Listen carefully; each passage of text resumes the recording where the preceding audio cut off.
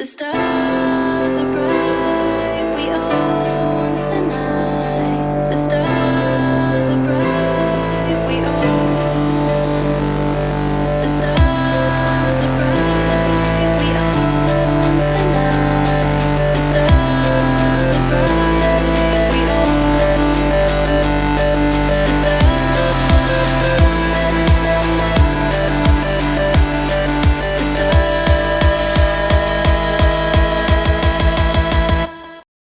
So how was your day, lady? Busy. This was my last day of work before the holiday. So you know how it goes when you're getting ready to go on vacation and all that kind of stuff. So it is busy, but I'm done now. This is the last thing for my evening. So I get to wind down with you. So I'm like, that's good. Wonderful, wonderful. I love it. I love it. Yeah. It was a crazy day, I have to say. But I feel like it's a Friday. It's not vibing that today is just Wednesday. So I know. It doesn't feel like it. yeah, it's throwing me a little. So I'm like, okay. So everyone, as people kind of join in, I want to get us started. Okay. So welcome everyone to another edition of No Better Time Than the Present with your girl, my Iloma chick, Yolanda. And today I'm very happy to introduce my guest, Miss Jaymie Boyles. Okay. And I'm really happy that we were able to do this month. You know, it's kind of poignant in some degree to do it this month. Even though my voice was acting up, wasn't sure if that was going to happen, but it happened. So I'm going to read a little bit about your bio, and then we're going to proceed with our conversation. Okay. So Miss Jaymie Boyles, also known as Jams. Okay, she is the founder and CEO of WJMS Media and the host of Sound Off. Jaymie was diagnosed with stage 4 lung cancer in December of 2018, despite being an active and healthy non-smoker. Diagnosis aside, she continues to work a full-time job and run the operation of WJMS Media while also hosting Sound Off. She works out regularly as a way to actively fight for her life. As fate would have it, WJMS now provides her a platform to bring awareness to her cause and others, while inspiring those around her to keep moving forward.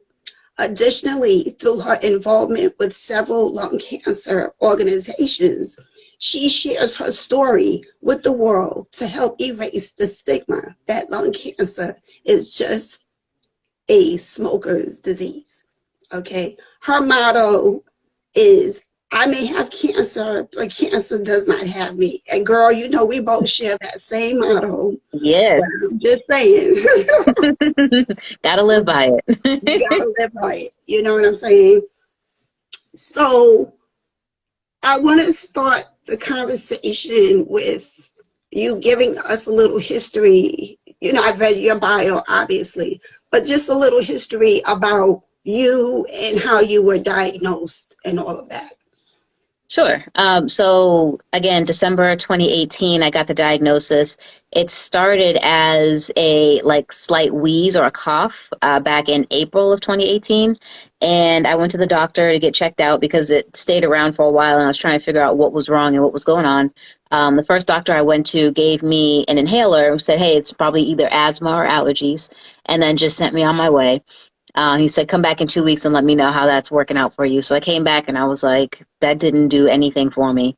So he gave me a prescription for a cough suppressant and sent me on my way again. And so I kind of, realized I wasn't really getting seen by him at that doctor's office. He wasn't paying me any attention. He was just trying to get me out as fast as he could. So I really just kind of ended up ignoring the symptoms, and I started to attribute the symptoms to kickboxing, which is something that I got really into in 2018 because, I was in a comfortable relationship. My metabolism hit 30, things started to slow down. I started to gain a little weight. I was like, oh, all right. And so rather than just going to the gym, I got into kickboxing and I really loved it. And so a lot of the symptoms that were actually symptoms of the lung cancer, I ended up thinking they were just symptoms of high intensity cardio training, like, back pain. I was thinking, because I'm punching and stuff like that, lactic acid buildup, stuff like that. So, the shortness of breath and the cough turned into, that kind of, the shortness of breath stayed. The cough kind of went away a little bit. The back pain started to develop around I want to say maybe August, September, and stuff like that. And then at some point I got into the gym with my husband and I was on the treadmill running and, got to about a quarter of a mile and I was like, I have to stop. I was like, I'm not breathing. And it wasn't one of those things where, you get to the runner, the endorphins kick in and you get past the runner's high or whatever. It was like, no, I'm actually not breathing. I'm not getting any oxygen right now. So I ended up having to stop and I knew that something was wrong at that point. And so I finally got that second opinion scheduled. I went to NYU Langone. I was diagnosed in New York. So, of course, being as though I was a new patient at NYU, they pushed me out like 2 months. So I didn't get seen in NYU Langone until December. And so in December, I went and I saw the doctor. The first question he asked me was, had I had a chest x-ray? I said, nope, I haven't. Nobody has given me any x-ray at all. So he sent me upstairs. I went and got the chest x-ray. And then I came downstairs and he was like, he just like all the blood had drained from his face. He was like, are you feeling okay? And I was like, I'm tired, but I'm always tired because I'm a busybody. So like, that's just, for me, that's par for the course.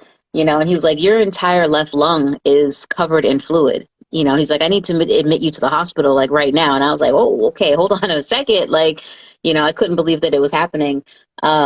So I didn't go into the hospital immediately. That was like a Wednesday and there was a whole lot going on. Boyfriend at the time, husband now, he was shipping off to Korea on Saturday. I had a station event happening on Saturday. My cat went into the hospital that same day. So I was like, okay. I was like, whatever this is right now, I need this to wait until Sunday. And then I promise I will take care of it. And so he's like, well, let me send you for a CT scan so we can see, if this is a mass or if it's fluid or what it is that's in your lung. So I went and got the CT scan done on Friday, did all the things I had to do on Saturday. On Sunday, I remember not feeling well. Like that day for me just, sticks out as a day that I remember really just not feeling good. And so I called the doctor and I said, hey, what were the results of my CT scan? And they were like, we need you to get into the hospital like now. And so I went in the next day. My best friend came up from Philly and we went to the hospital the next day and they admitted me. They ended up draining 2.5 liters of fluid out of my chest. That was what was in there covering my left lung. And, 6 days later, I left the hospital with what I knew was some kind of a cancer diagnosis, but I didn't get diagnosed until about a week or so later when I actually sat down with an oncologist. And that was when they told me that I had lung cancer. And I was like, how? That doesn't make any sense. And so that's kind of how everything sort of transpired, essentially. Bananas. Yeah, Bananas. wild. Like, makes no sense at all. So for those who have signed on, Jaymie and I have had a conversation prior because I was on her show, on her platform. And I have a connection with you because I lost my mom due to lung cancer as well. And it's just, sometimes it's just absurd how certain things are like a miss. You know what I'm saying? It's just, yeah. Especially if, let's say, if you're healthy or if you have doctor's appointments, because some people slack when it comes to seeing, what's going on with them and all of that. But it's just mind blowing to me, that sometimes the doctors just don't get it. And it's like, I have a friend, actually, I won't get too much into his business just in case he wanders upon this. It's like she told all my business, but his butt was like in the hospital, I don't think a week, because I think they brought him home today or whatever, from a simple nick in the bathroom, like shaving.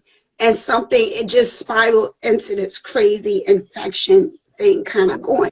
And it's just crazy how the little things turn into these big things.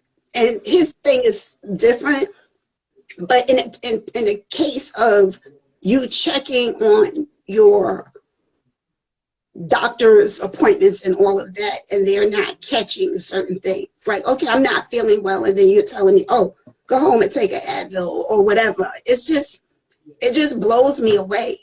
Like, how many other people are sitting around with something catastrophic and they just don't know?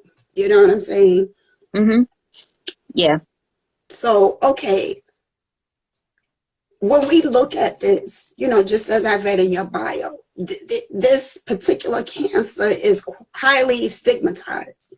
Okay, so we know you were not a smoker. We know that you were very healthy.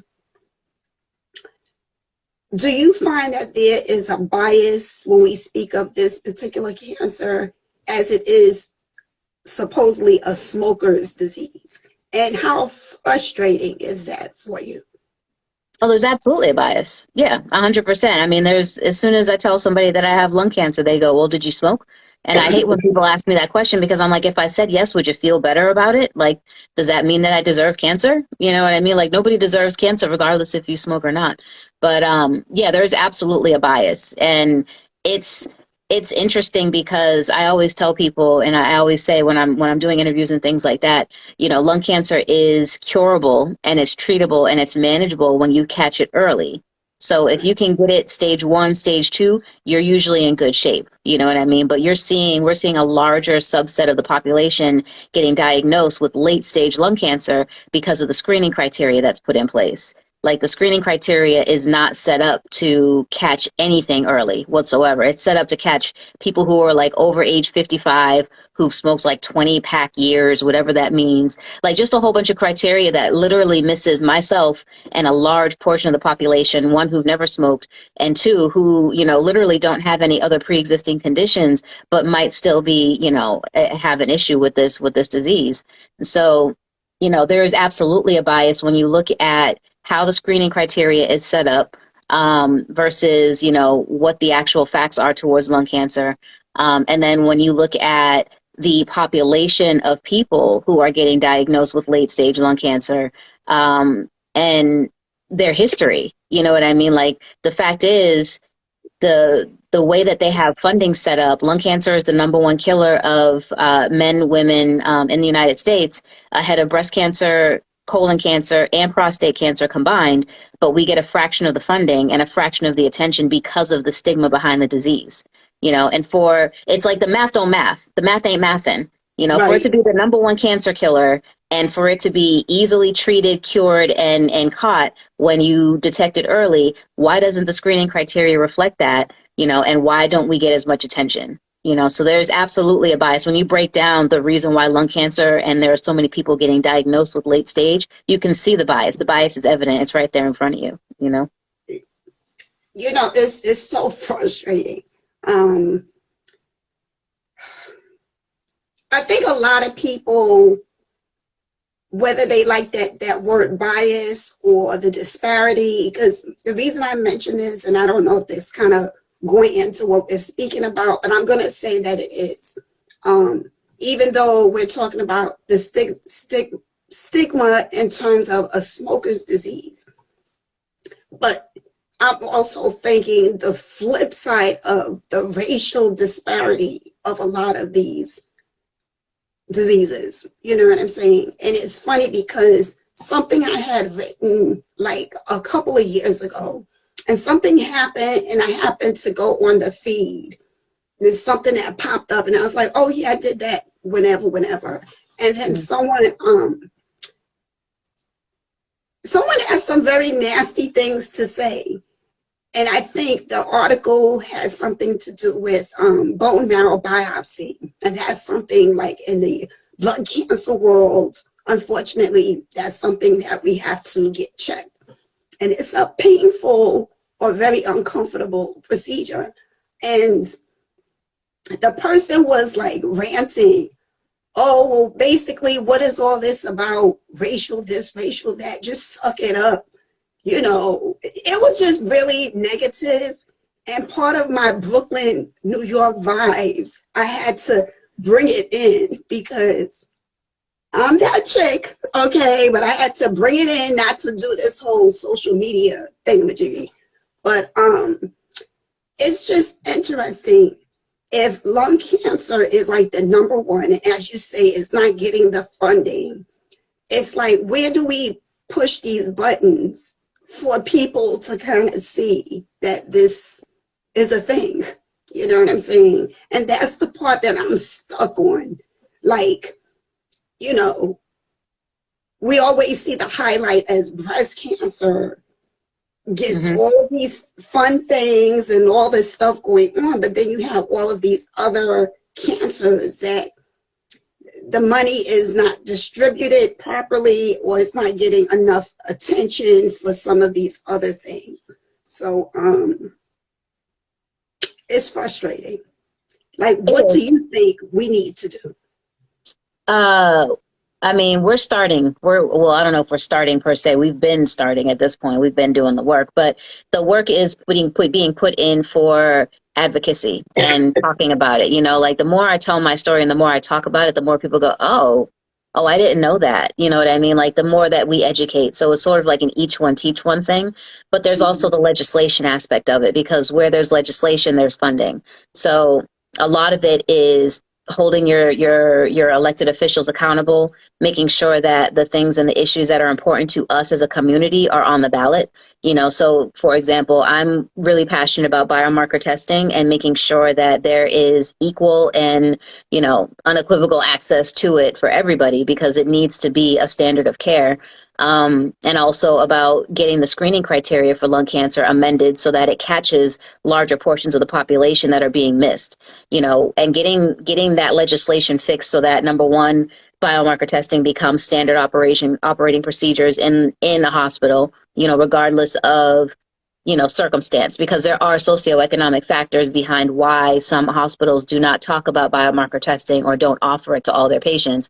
There are some rural communities and, you know, other urban communities where hospital systems are underserved or they're underfunded, you know, understaffed, whatever it may be. But the bottom line is they don't have access to the resources. And so they don't suggest the biomarker testing or offer it to their patients because they don't have it and they don't have the access to it.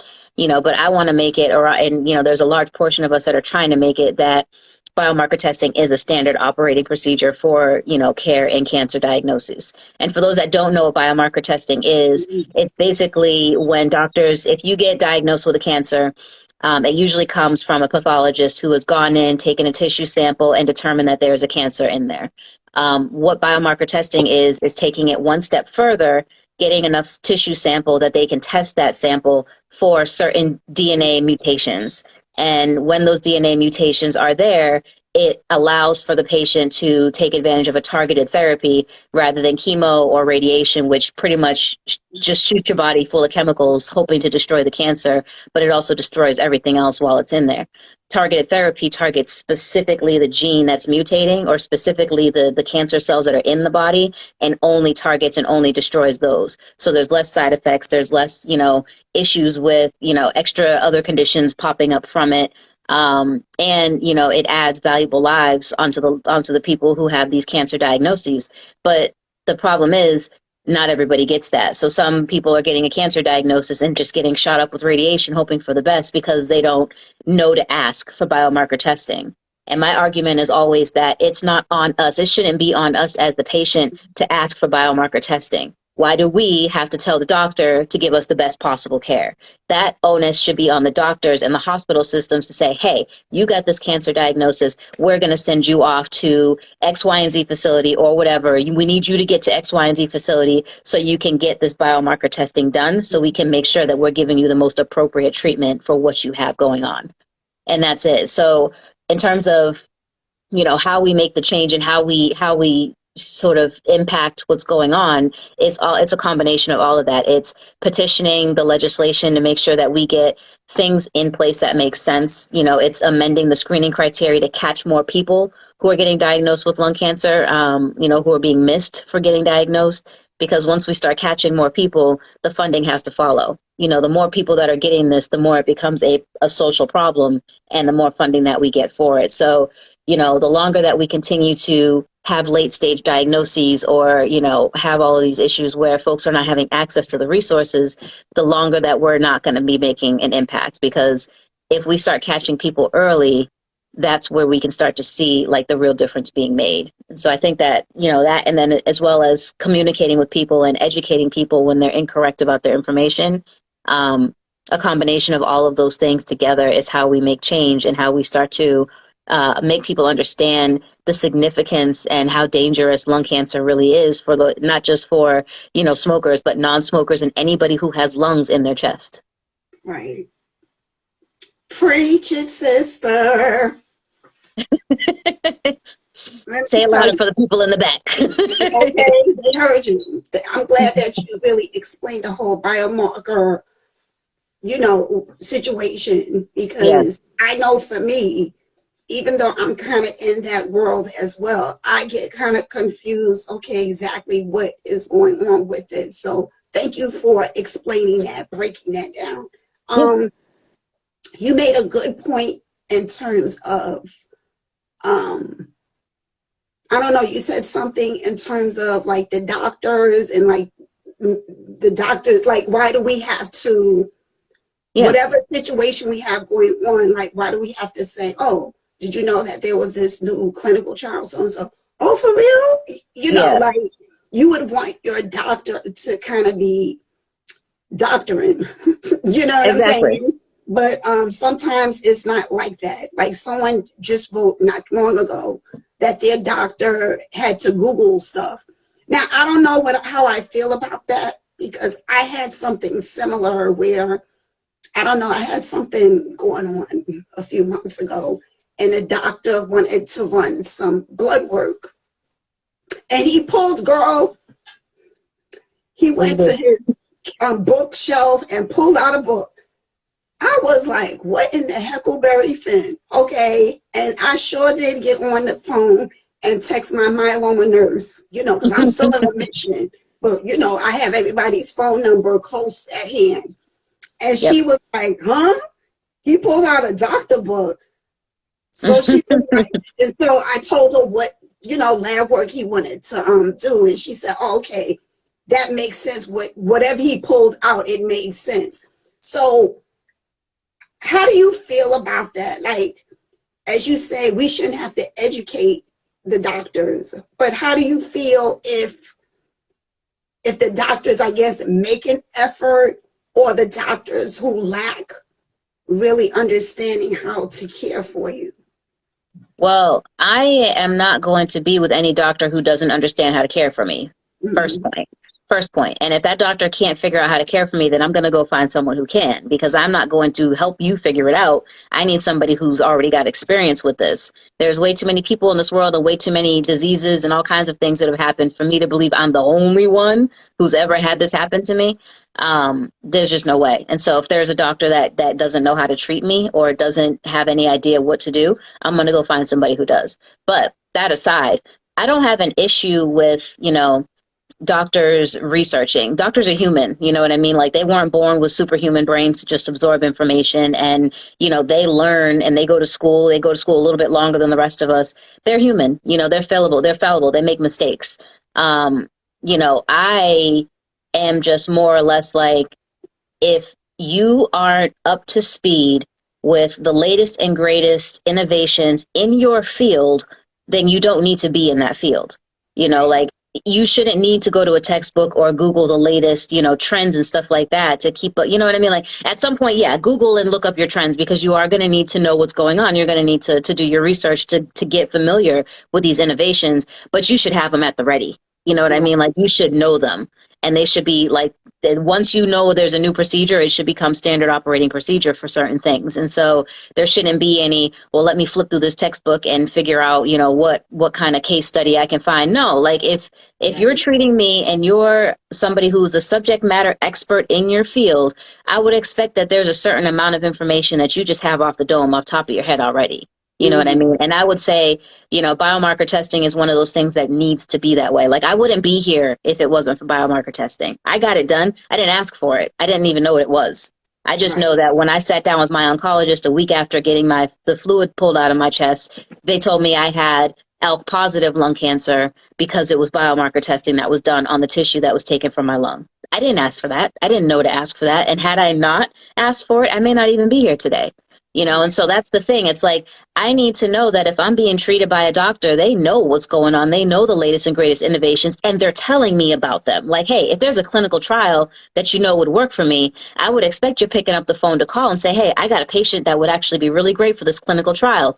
That's the kind of doctor-patient relationship that I'm looking to have. And if you're not a doctor that's willing to have that relationship with me and see me as a human and value my life, then I don't need you as a doctor.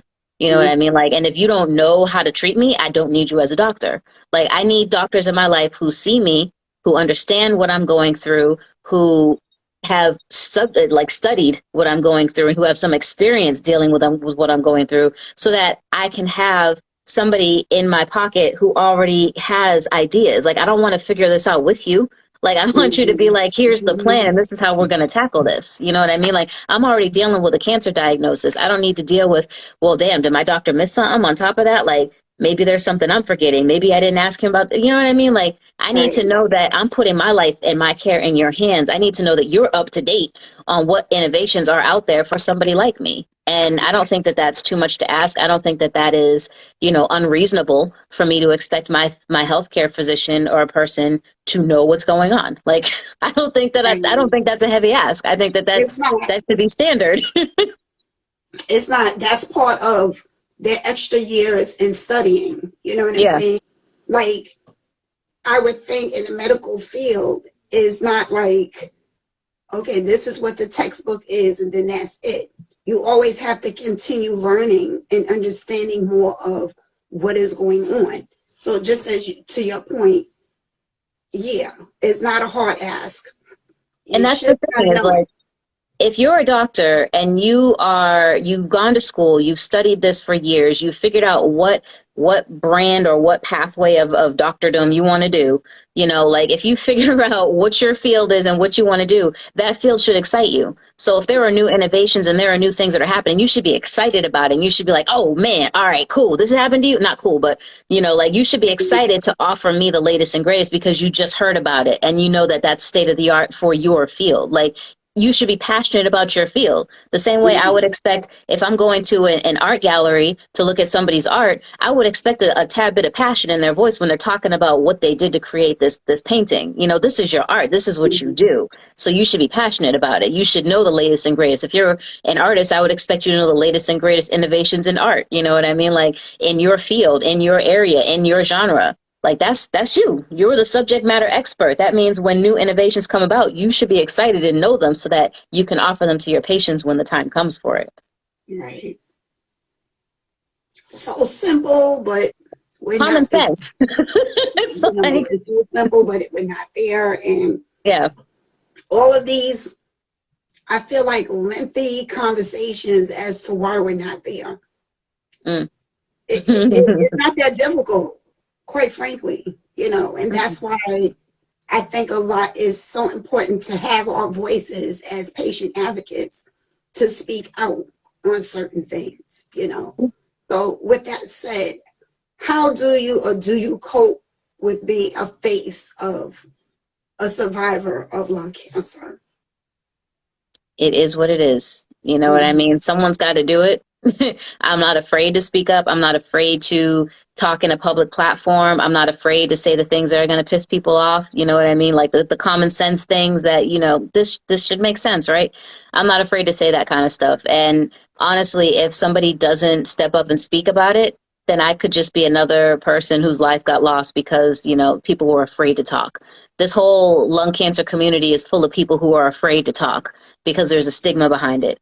I'm not going to be one of those people that's afraid to chat about it. At first, when I first got my diagnosis, I was a little closed off because I think I was still in shock dealing with the fact that I just got hit with this gut punch out of nowhere. You know what I mean? And so I wasn't really talking about it. But when I don't want to say the curtain was lifted, but when the opportunity sort of presented itself to use WJMS as a platform to educate people about this and to tell people my story and to talk about why this doesn't need to happen to anybody else and why it doesn't make sense that it should have happened in the first place, I jumped at the opportunity. And I've jumped at every opportunity since then because somebody needs to keep talking about it. And the question you asked me earlier about how do we make change, this is how we make change. When people don't shut up about what's going on, when people continue to squeaky wheel gets the oil is what they say, we have to continue to be squeaky wheels, because when we stop being squeaky wheels, they're going to assume that everything is good and the job is done.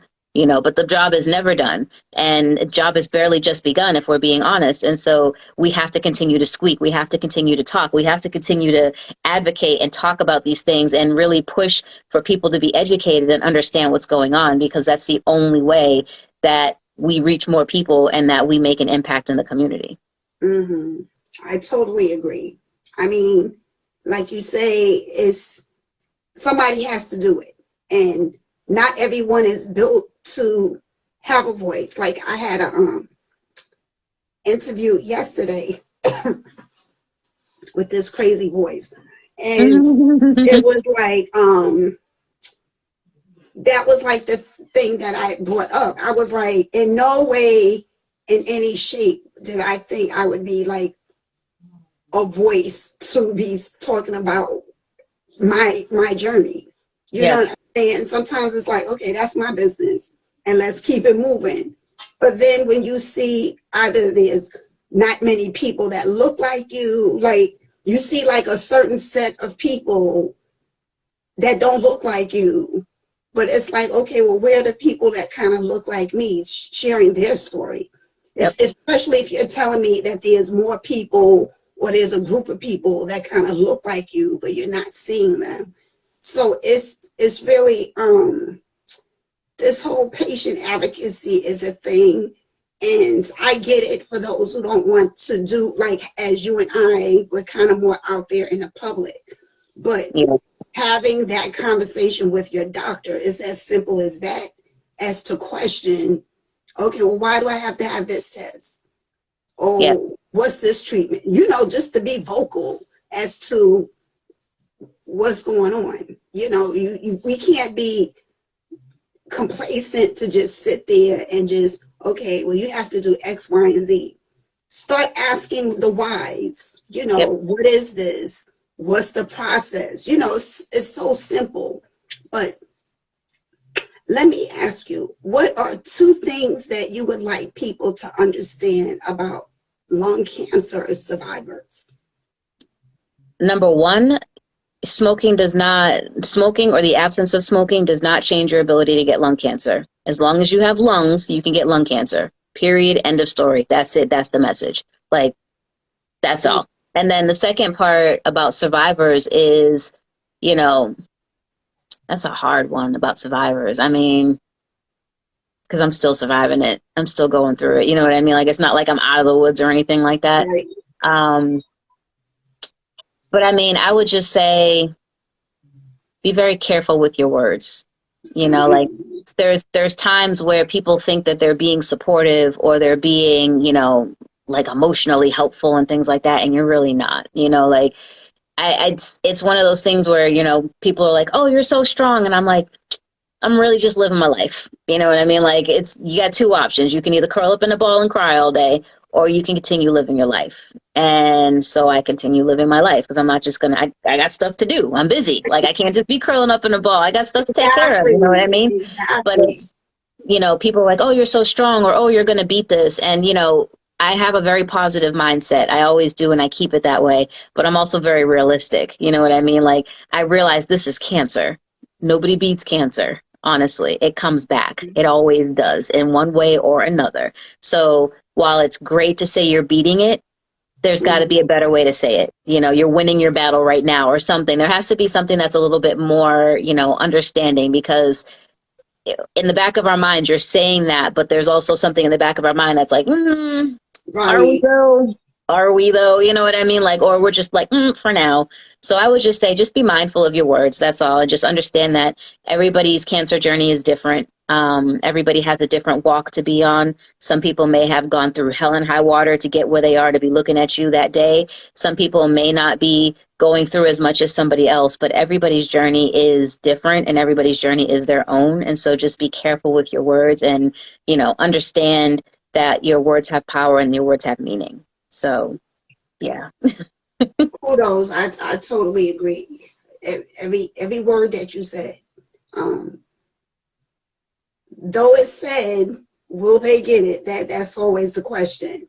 Be careful what you say. Yeah. Yep. So what call outs are needed as Lung Cancer Awareness Month is like winding down? We have another week? Is it another week or two? It's another week because it ends on my birthday. 7 days, Early the 30th. birthday. Thank you. Call outs. If you can, go get screened.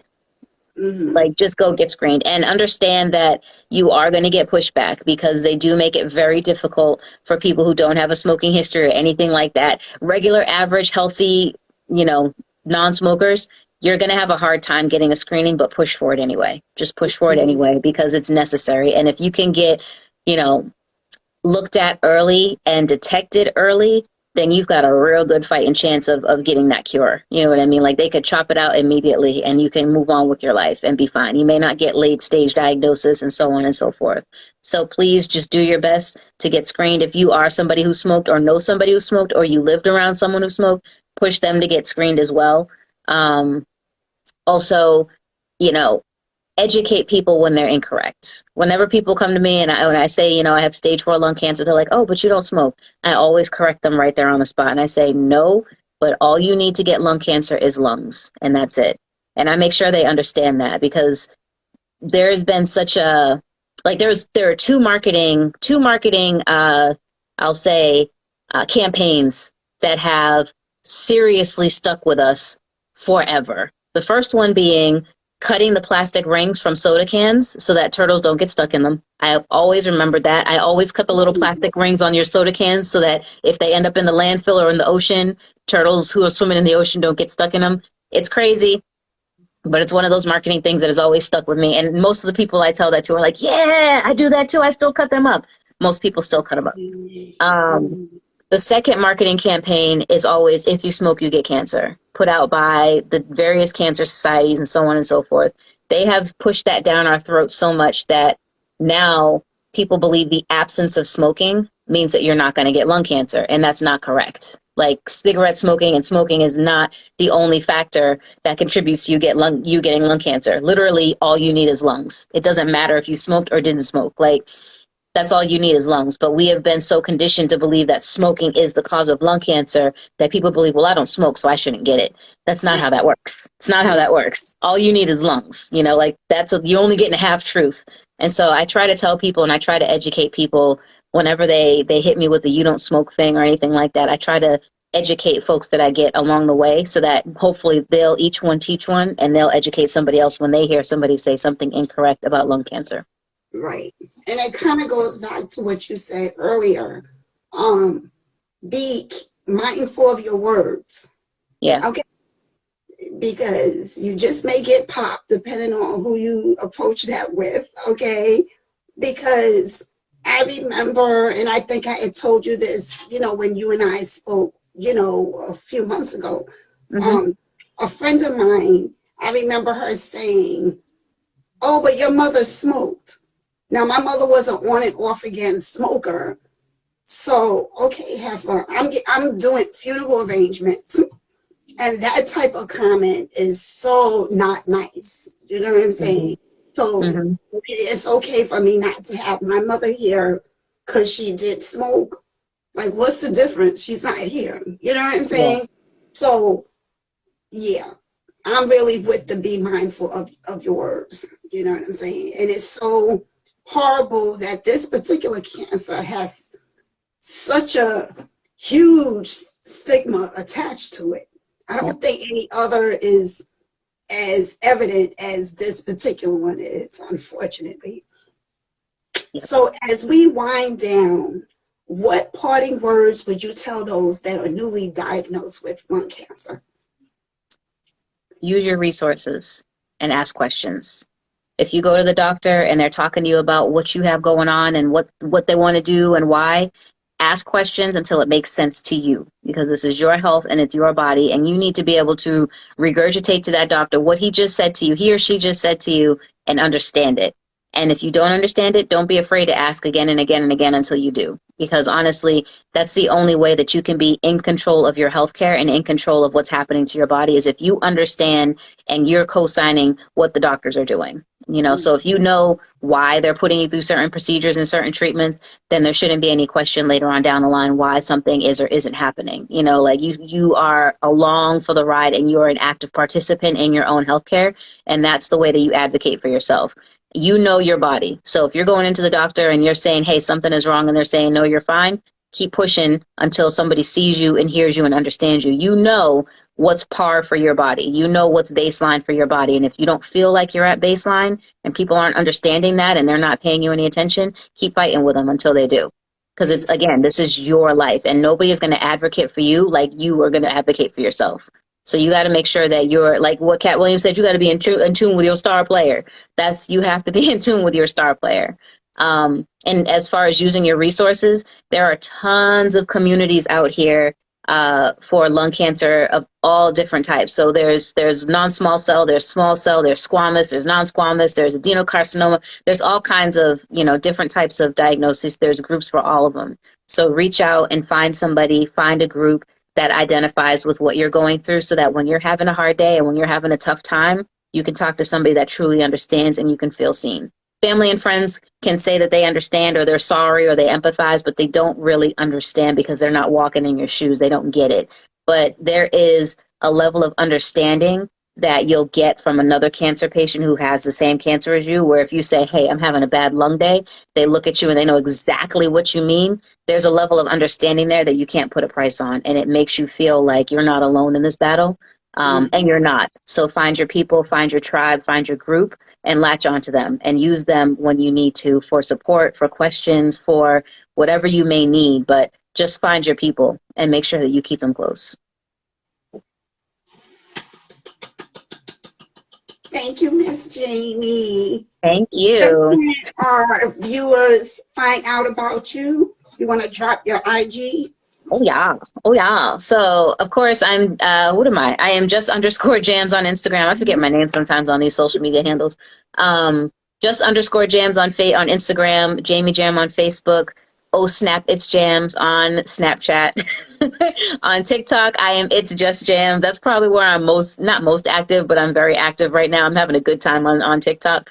So go follow me there. And then, of course, if you want to follow WJMS Media, get in touch with us, be a guest or anything like that, you can check us out. We're at WJMS Media on all the different platforms: Facebook, Instagram, Snapchat, Twitter, TikTok.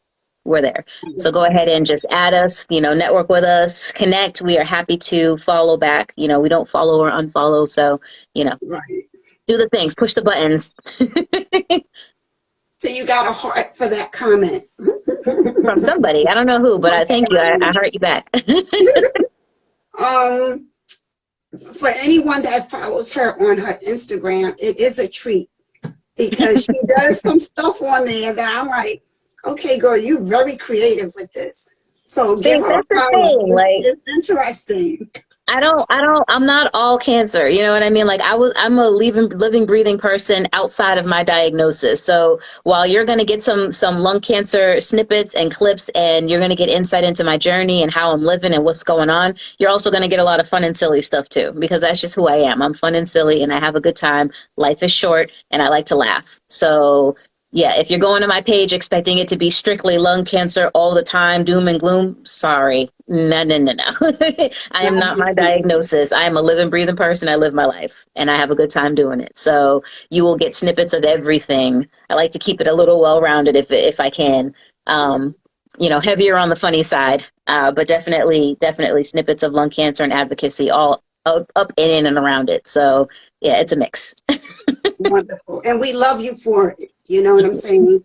And I think we have to see more of that level.